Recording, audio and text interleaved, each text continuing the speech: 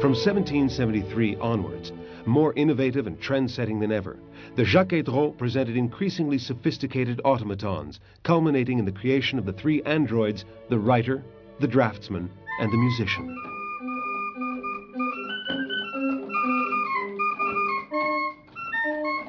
These masterpieces drew connoisseurs from around the world to La Chaux-de-Fonds, all wishing to meet the authors of these unprecedented marvels.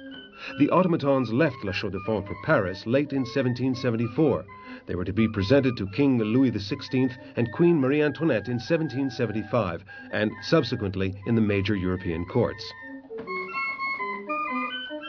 The most complicated of the three automatons, the writer, uses a goose feather to form the downstrokes and upstrokes characteristic of the fine handwriting of a Neuchâtel lawyer.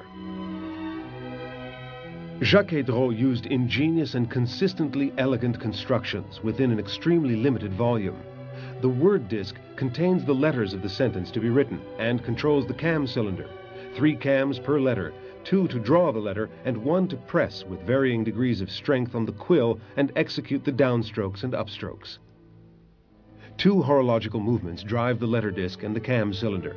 Tremendous precision is required to guide the movements of the heavy cylinder. Some of the 6,000 parts making up the writer, such as its mechanical memories, already provide a foretaste of the computer.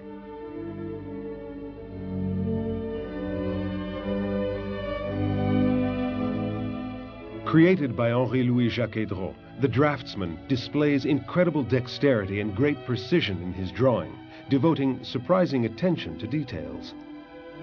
It is said that during the presentation to Marie Antoinette, her portrait was to be the subject of the drawing.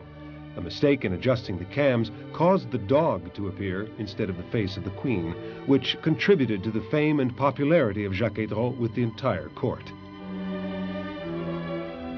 Drawing on the wealth of his father's experience and on his own technical studies, Henri-Louis simplified and improved the positioning of the mechanisms, also driven by 2 horological movements. The larger cams enabled finer drawing and broader movements.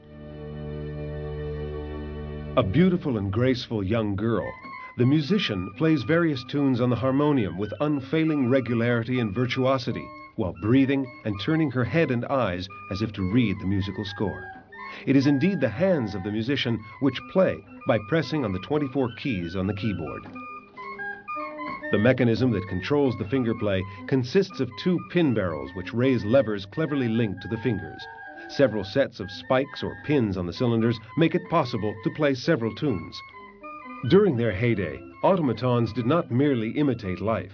At the risk of inciting the wrath of the Inquisition against their authors, and thanks to the intelligence of their cam, chain, and gear train systems, they inspired ideas liable to enhance human work by relieving people of the monotony and difficulty of